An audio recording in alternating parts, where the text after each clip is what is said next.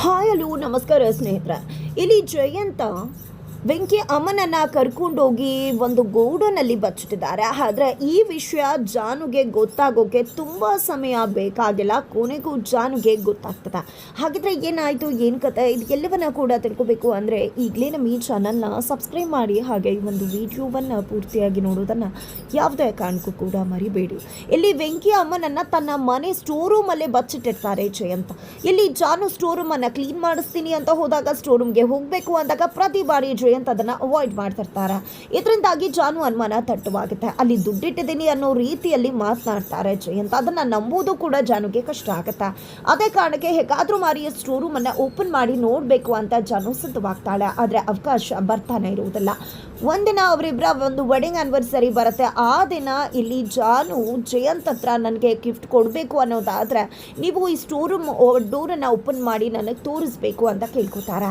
ಈ ಕಡೆ ಜಯಂತ್ ಏನಪ್ಪ ಮಾಡೋದು, ಇವತ್ತೇನಾದರೂ ತೋರಿಸಿಲ್ಲ ಅಂದರೆ ಖಂಡಿತ ಇವರು ನನ್ನನ್ನು ಸುಮ್ಮನೆ ಬಿಡುವುದಿಲ್ಲ ಅಂತ ಹೇಳಿ ಯೋಚನೆ ಮಾಡಿದೆ. ಅದು ಆಫೀಸಲ್ಲಿದೆ, ಕೀನ ತೊಗೊಂಡು ಬರ್ತೀನಿ ಸಂಜೆ ಒಳಗೆ, ನಂತರ ನಿಮಗೆ ಸಂಜೆ ಡೋರನ್ನು ಓಪನ್ ಮಾಡ್ತೀನಿ ಅಂತ ಹೇಳ್ತಾರೆ. ನಂತರ ಇಬ್ಬರು ಕೂಡ ದೇವಸ್ಥಾನಕ್ಕೆ ಹೋಗ್ತಾರೆ. ದೇವಸ್ಥಾನದಲ್ಲೂ ಕೂಡ ಇಬ್ಬರ ಪ್ರಾರ್ಥನೆ ಅದೇ ರೀತಿ ಆಗಿರುತ್ತೆ. ಒಂದು ಸ್ಟೋರ್ ರೂಮಲ್ಲಿ ಏನಿದೆ ಅನ್ನೋದನ್ನು ನಾನು ನೋಡಬೇಕು ಅಂತ ಜಾನು ಕೇಳ್ಕೊಂಡ್ರೆ, ಇಲ್ಲಿ ವೆಂಕಿ ಅಮ್ಮನನ್ನು ಹೇಗಾದರೂ ಮಾಡಿ ಅಲ್ಲಿಂದ ಬೇರೆ ಕಡೆ ಶಿಫ್ಟ್ ಮಾಡಿಸ್ಬೇಕು ಅಂತ ಹೇಳಿ ಜಯಂತ್ ಯೋಚನೆ ಮಾಡಿ ದೇವ್ರ ಹತ್ರ ಕೇಳ್ಕೊತಾರೆ.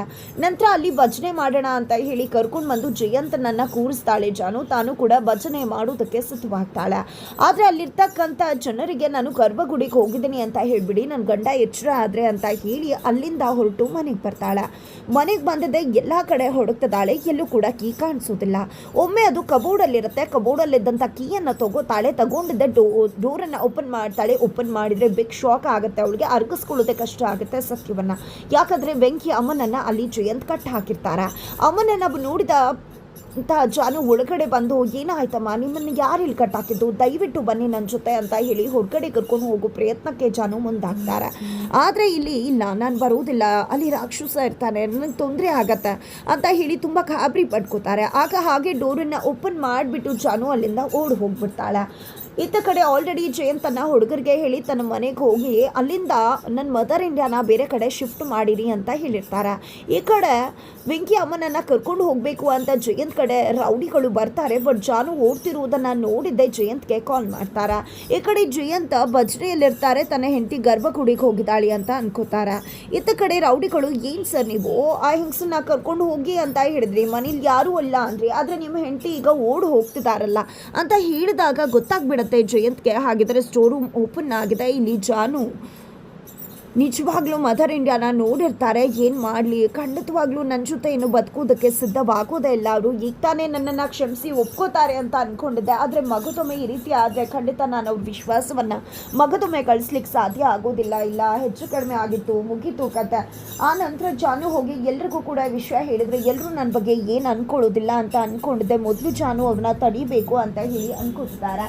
ಇಲ್ಲಿ ಜಾನುನ ಹೇಗಪ್ಪ ತಡೆಯೋದು ಅಂದ್ಕೊಂಡು ಕಾಲ್ ಮಾಡ್ತಿದ್ದಾರೆ. ಕಾಲ್ ಪಿಕ್ ಮಾಡೋದಕ್ಕೆ ಮುಂದಾಗ್ತಿಲ್ಲ ಜಾನು. ಅದೇ ಸಮಯದಲ್ಲಿ ವಾಚ್ ನೆನಪಾಗುತ್ತೆ. ಬಿಕಾಸ್ ಇವತ್ತು ವೆಡ್ಡಿಂಗ್ ಆ್ಯನಿವರ್ಸರಿ ಆಗಿರೋದ್ರಿಂದಾಗಿ ಇಲ್ಲಿ ಜಯಂತ್ ಜಾನುಗೆ ವಾಚನ್ನು ಗಿಫ್ಟ್ ಮಾಡಿರ್ತಾರೆ. ಆ ಒಂದು ವಾಚಲ್ಲಿ GPS ಇರುತ್ತೆ. ಅದರ ಒಂದು ಸಹಾಯದ ಮುಖಾಂತರ ಜಾನು ಎಲ್ಲಿದ್ದಾಳೆ ಅನ್ನೋದನ್ನು ಟ್ರ್ಯಾಕ್ ಮಾಡಿ ಜಾನು ಬಳಿಗೆ ಹೋಗ್ತಾರೆ. ಜಾನು ಅಂತೂ ಹಿಗ್ಗಾಮುಗ ತರಾಟೆ ತಗೊಂಡಿದ್ದೆ. ಇಲ್ಲಿ ಜಯಂತನ್ನ ಪ್ರಶ್ನೆ ಮೇಲೆ ಪ್ರಶ್ನೆ ಮಾಡೋದಕ್ಕೆ ಮುಂದಾಗ್ತಾಳೆ. ಸ್ಟೋರ್ ರೂಮನ್ನು ಓಪನ್ ಮಾಡಿ ಅಂದರೆ ದುಡ್ಡಿದೆ ಅಂತ ಹೇಳಿದ್ರಿ, ಈಗ ಅಲ್ಲಿರೋದು ಒಂದು ಹೆಂಗಸು, ಯಾರದು, ಯಾಕೆ ರೀತಿ ಕಟ್ಟ ಹಾಕಿದ್ರ, ಮನುಷ್ಯತ್ವ ಇಲ್ವಾ ನಿಮಗೆ?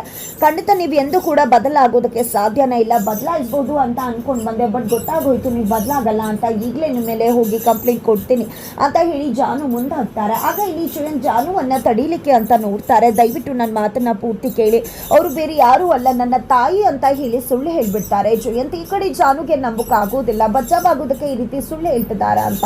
ಆದರೆ ತಾನು ನಿಜವಾಗ್ಲೂ ಹೇಳ್ತಿದ್ದೀನಿ, ಬೇಕಂದ್ರೆ ಅವ್ರನ್ನೇ ಹೋಗಿ ಬಂದು ಕೇಳೋರಂತೆ, ಬನ್ನಿ ನನ್ನ ಜೊತೆ ಅಂತ ಹೇಳಿ ಮನೆ ಕರ್ಕೊಂಡು ಬರ್ತಿದ್ದಾರೆ. ಮನೆಗೆ ಬಂದರೆ ಅಲ್ಲಿ ಆ ಹೆಂಗಸು ಕಾಣಿಸ್ತಿಲ್ಲ. ಗಾಬರಿ ಆಗುತ್ತೆ ಜಾನುಗೆ. ಈ ಕಡೆ ಅಂತೂ ಜಯಂತ್ ತುಂಬ ಓವರ್ ಆಗಿ ರಿಯಾಕ್ಟ್ ಮಾಡ್ತಿದ್ದಾರೆ. ಅಯ್ಯೋ, ನನ್ನಮ್ಮನನ್ನು ಕಳ್ಕೊಂಡ್ಬಿಟ್ಟೆ ನಾನು. ನನ್ನಮ್ಮನನ್ನು ಒಂದು ಮುಗ್ಧ ಜೀವಿ ರೀತಿ ನಾನು ನೋಡ್ಕೋತಾ ಇದ್ದೆ. ಅವರು ತಾತನಿಂದ ತುಂಬಾ ಕಷ್ಟಪಟ್ಟಿದ್ರು, ಆದರೆ ಈಗಲೂ ಕೂಡ ಕಷ್ಟಪಡ್ತಾನೆ ಇದ್ರು. ಯಾಕಂದರೆ ಅವ್ರಿಗೆ ಬುದ್ಧಿ ಭ್ರಮಣೆ ಆಗ್ಬಿಟ್ಟಿತ್ತು. ಯಾರಿಗೇನು ಅಂತ ಗೊತ್ತಾಗ್ತಿರ್ಲಿಲ್ಲ. ಯಾವಾಗಲೂ ರಾಕ್ಷಸ ಅಂತಾನೆ ಬರ್ತಾನೆ ಅಂತಾನೆ ಹೆದರ್ಕೋತಾ ಇದ್ರು. ಆದರೆ ಇವತ್ತು ನನ್ನ ತಾಯಿ ಇಲ್ಲಿಂದ ಹೊರಟೋಗಿದ್ದಾರೆ, ಎಲ್ಲಿ ಹೋಗಿದ್ದಾರೋ ಏನೋ, ಅವ್ರಿಗೇನೂ ಗೊತ್ತಾಗೋದಿಲ್ಲ. ಅವ್ರು ನನ್ನ ಜೊತೆ ಮಾತಾಡದೆ ಇದ್ರು ಪರವಾಗಿಲ್ಲ, ಅವ್ರು ನನ್ನ ಕಣ್ಮುಂದೆ ಇದ್ರೆ ಸಾಕು ಅನ್ಕೊಂಡಿದ್ದೆ. ಅಯ್ಯೋ ಈಗ ನನ್ನ ತಾಯಿಯನ್ನ ಎಲ್ಲ ಹುಡುಕ್ಲಿ ಅಂತ ಕಣ್ಣೀರು ಹಾಕ್ತಾರೆ. ಇದಕ್ಕೆಲ್ಲ ನಾನೇ ಕಾರಣ ಅಂತ ಜನ ಬೇಜಾರು ಮಾಡ್ಕೋತಾರೆ. ಬನ್ನಿ ಹುಡ್ಕೋಣ ಅಂತ ಹೇಳಿ ಹೊರಗಡೆ ಹೋಗಿ ಹುಡುಕ್ತಾರೆ ಒಂದಷ್ಟು ಸಮಯ, ಬಟ್ ಎಲ್ಲೂ ಕೂಡ ಸಿಗೋದಿಲ್ಲ. ನಂತರ ಇಲ್ಲಿ ಪೊಲೀಸ್ ಅವ್ರಿಗೆ ಇನ್ಫಾರ್ಮ್ ಮಾಡಿ ಅಂತ ಹೇಳಿ ಜಾನು ಹೇಳಿದಾಗ, ಮೊದಲು ನಾವು ಹುಡ್ಕೋ ಪ್ರಯತ್ನ ಮಾಡೋಣ, ನಂತರ ನಾವು ಪೊಲೀಸ್ ಅವ್ರಿಗೆ ಇನ್ಫಾರ್ಮ್ ಮಾಡೋಣ ಅಂತ ಹೇಳಿ ಜಯಂತ್ ಹೇಳ್ತಾರೆ. ಈಗಲೇ ನಾನು ಹೋಗಿ ಬರ್ತೀನಿ, ನಾನು ಅಮ್ಮನನ್ನು ನೋಡಿದೆ, ನನ್ನ ಮನಸ್ಸು ತಡ್ಕೋತಿಲ್ಲ ಅಂತ ಹೇಳಿದ್ದೆ. ಇಲ್ಲಿ ಜಾನು ಬರ್ತೀನಿ ಅಂದರೂ ಕೂಡ ಬೇಡ ಅಂತ ಹೇಳಿ ಇಲ್ಲಿ ಜಯಂತ್ ಒಂದು ಗೋಡೌನ್ಗೆ ಬರ್ತಾರೆ. ಅಲ್ಲೇ ಇಲ್ಲಿ ವೆಂಕಿಯ ಅಮ್ಮನನ್ನು ಕೂಡ ಹಾಕಲಾಗಿದೆ. ಮತ್ತೆ ಇಲ್ಲಿ ಜಯಂತ್ ಕಪ್ಪೆ ಮುಷ್ಟಿಗೆ ಬಂದು ಸಿಕ್ಕಿ ಬಿದ್ದಿದ್ದಾರೆ. ಅವರು ಏನು ಮದರ್ ಇಂಡಿಯಾ, ಯಾವಾಗಲೂ ನನ್ನಿಂದ ದೂರ ಹೋಗಬೇಕು ಅನ್ನೋದೇ ಆಸೆ ಅಲ್ವಾ ನಿನಗೆ? ಇವತ್ತು ನನ್ನ ಹೆಂಡತಿ ಮನಸ್ಸಲ್ಲಿ ನನ್ನ ಬಗ್ಗೆ ಎಂಥ ಭಾವನೆ ಬಂದಿತ್ತು, ನಿಜಕ್ಕೂ ನಾನು ಹೇಳಿದಂಥ ಆ ಒಂದು ಕತೆ ಇಲ್ಲ ಅಂದಿದ್ರೆ ಇವತ್ತು ನಾನು ಸಿಕ್ಕಾಕೊಂಡ್ಬಿಡ್ತಿದ್ದೆ. ನನ್ನ ಚಿನ್ನು ಮರಿಗೋಸ್ಕರ ನಾನು ಏನೆಲ್ಲ ಮಾಡಿದ್ದೀನಿ, ಯಾರೇ ಅಡ್ಡಿ ಬಂದರೂ ಕೂಡ ಬಿಡ್ತಾ ಇರಲಿಲ್ಲ, ಅಂಥದ್ರಲ್ಲಿ ನಿನ್ನ ಬಿಡ್ತೀನಿ ಅಂದ್ಕೊಂಡಿದ್ಯಾ?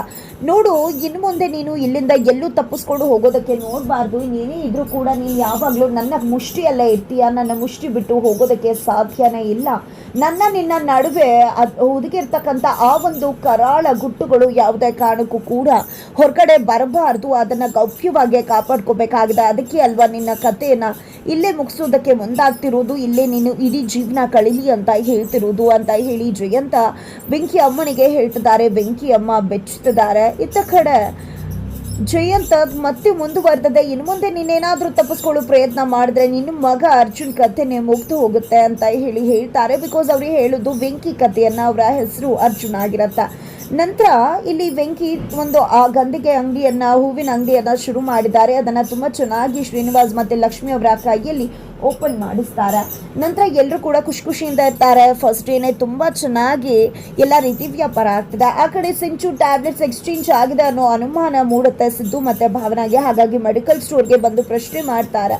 ಅದೇ ಮೆಡಿಸಿನ್ಸ್ ಕೊಟ್ಟಿರೋದು, ನಾವು ಬೇಕಿದ್ರೆ ನೀವು ಅವ್ರ ಹತ್ರ ಕೇಳ್ಕೊಳ್ಳಿ, ನಮ್ಮ ಹತ್ರ ಕೇಳಬೇಡಿ, ಡಾಕ್ಟರ್ ಕೊಟ್ಟಿರೋದನ್ನೇ ನಾವು ಕೊಟ್ಟಿರೋದು ಅಂತ ಹೇಳಿ ಆ ಒಂದು ಮೆಡಿಕಲ್ ಸ್ಟೋರ್ ವ್ಯಕ್ತಿ ಹೇಳ್ತಾರೆ. ನಂತರ ಸಿದ್ದು ಭಾವನಾ ಹೋಗ್ತಿದ್ದಾಗಿನ ಆ ಕಡೆ ನೀಲಿ ಅಣ್ಣಂಗೆ ಕಾಲ್ ಮಾಡಿದೆ, ನೀವು ಹೇಳಿದಾಗ ಮಾಡಿದೆ, ಬಟ್ ನನಗೇನು ತೊಂದರೆ ಆಗಲ್ಲ ಅಲ್ವಾ? ಅವ್ರಿಗೆ ಅನುಮಾನ ಬಂದಿದೆ, ಆ ಹುಡುಗಿ ಕಡೆ ಹುಡುಗಿ ಅಂತ ಹೇಳ್ತಾರೆ. ನಾನಿದ್ದೀನಿ ನೋಡ್ಕೋತೀನಿ ಅಂತ ಹೇಳಿ ಮೆಡಿಕಲ್ ಸ್ಟೋರ್ ವ್ಯಕ್ತಿಗೆ ಧೈರ್ಯವನ್ನು ಹೇಳ್ತಾರೆ ಇಲ್ಲಿ ನೀಲಿ ಅಣ್ಣ. ನಂತರ ಇಲ್ಲಿ ಸಿದ್ದು ಮತ್ತು ಭಾವನಾ ಖಂಡಿತ ಇಲ್ಲಿ ಬರೆದಿರ್ತಕ್ಕಂಥ ಮೆಡಿಸಿನ್ ಡಾಕ್ಟರೇ ಬರೆದು ಕೊಟ್ಟಿದ್ದಾಗಿದ್ದರೆ ಸಿಂಚುಗೆ ಆ ರೀತಿ ಆಗೋದಕ್ಕೆ ಹೇಗೆ ಸಾಧ್ಯ? ಸಿಂಚು ಆ ರೀತಿ ಡಿಸ್ಟರ್ಬ್ ಆಗ್ತಿದ್ದಾಳೆ ಅಂತ ಟ್ಯಾಬ್ಲೆಟ್ಸಲ್ಲಿ ಡೌಟ್ ಇದೆ, ತುಂಬಾ ಸೈಡ್ ಎಫೆಕ್ಟ್ಸ್ ಇದೆ ಅಂತ ಅನಿಸುತ್ತೆ. ಹಾಗಾಗಿ ಈ ಒಂದು ಟ್ಯಾಬ್ಲೆಟ್ಸ್ ಬದಲಾಗಿ ಬೇರೆ ಟ್ಯಾಬ್ಲೆಟ್ಸನ್ನು ಬರ್ಕೊಡಿ ಅಂತ ಡಾಕ್ಟರ್ನ ಕೇಳಬೇಕು ಅಂದ್ಕೊಂಡು ಒಳಗಡೆ ಹೋಗ್ತಾರೆ. ಅಲ್ಲೇ ಇರ್ತಕ್ಕಂಥ ಸಿಸ್ಟರ್ಗೆ ಆ ಒಂದು ಟ್ಯಾಬ್ಲೆಟ್ ಪ್ರಿಸ್ಕ್ರಿಪ್ಷನನ್ನು ತೋರಿಸ್ತಾರೆ, ಮೆಡಿಸಿನ್ ಪ್ರಿಸ್ಕ್ರಿಪ್ಷನನ್ನು ತೋರಿಸ್ತಾರೆ.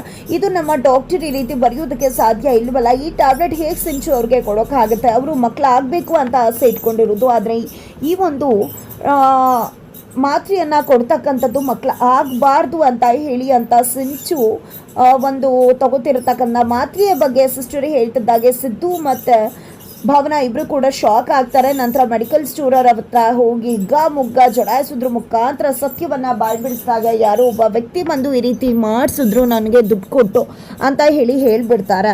ಅವರೇ ನೀಲಿ ಅಣ್ಣ ಅನ್ನೋ ಸತ್ಯ ಗೊತ್ತಾಗತ್ತಾ? ಇಲ್ಲಿ ಸಿದ್ದು ಮತ್ತು ಭಾವನಾ ಹೋಗಿ ನೀಲನನ್ನು ತರಾಟೆಗೆ ತಗೊಂಡು ಮನೆಯಿಂದ ಹೊರಗಡೆ ದಪ್ತಾರ ಅನ್ನೋದನ್ನು ಕಾದು ನೋಡಬೇಕಾಗಿದೆ. ಇತ್ತ ಕಡೆ ಜಾನು ಹೇಗಾದರೂ ಮಾಡಿ ಜಯಂತ್ ಅವರ ಅಮ್ಮನನ್ನು ಹುಡುಕಬೇಕು ಅಂತ ಯೋಚನೆ ಮಾಡ್ತಿದ್ರೆ ನಾನೇ ಅನ್ಅಫಿಷಿಯಲ್ ಆಗಿ ಹುಡುಕಿಸ್ತಾ ಇದ್ದೀನಿ, ಒಂದಷ್ಟು ಸುಳಿವುಗಳು ಸಿಗ್ತದೆ, ಖಂಡಿತ ನನ್ನ ಅಮ್ಮ ಸಿಗ್ತಾರೆ ಅಂತ ಹೇಳಿ ಜಯಂತ್ ಜಾನು ಹತ್ರ ಹೇಳ್ತಾರೆ. ಈ ಕಡೆ ಜಯಂತ್ ಯಾವಾಗಲೂ ಕೂಡ ಮನೆಯಿಂದ ಹೋಗಬೇಕಾದ್ರೆ ಇಲ್ಲಿ ಜಾನುಗೆ ಅಷ್ಟಾಗಿ ಅನುಮಾನ ಬರ್ತಾ ಇರಲಿಲ್ಲ. ಆದರೆ ಈಗ ಅವ್ರಮ್ಮ ಕಾಣಿಸ್ತಿಲ್ಲ ಅನ್ನೋ ಕಾರಣಕ್ಕೆ ಅವ್ರು ಎಲ್ಲಾದರೂ ಹೋಗ್ಬೋದಾ, ಹುಡುಕ್ಬೋದಾ, ನಾನು ಕೂಡ ಹೋಗೋಣ ಅಂತ ಅಂದ್ಕೊಂಡಿದ್ದೆ. ಜಾನು ಜಯಂತನ್ನು ಫಾಲೋ ಮಾಡೋ ಯೋಚನೆ ಇದೆ. ಫಾಲೋ ಮಾಡಿ ಏನಾದರೂ ಹೋದರೆ ಖಂಡಿತವಾಗ್ಲೂ ಜಾನು ಮತ್ತೆ ಆ ತಾಯಿಯನ್ನು ನೋಡೋ ಚಾನ್ಸಸ್ ಇದೆ. ಯಾಕಂದರೆ ಜಯಂತ್ ಮತ್ತೆ ಅದೇ ಜಾಗಕ್ಕೆ ಹೋಗ್ತಾರೆ. ಆ ಜಾಗಕ್ಕೆ ಹೋಗ್ತಿದ್ದಾಗೆ ಜಾನು ಕಣ್ಣು ಮುಂದೆ ಇಲ್ಲಿ ಜಯಂತ್ ಮತ್ತು ವೆಂಕಿ ಅಮ್ಮನ ನಿಜ ಸತ್ಯ ಬಯಲಾಗುತ್ತಾ ಅನ್ನೋದನ್ನು ಕಾದು ನೋಡ್ಬೇಕು.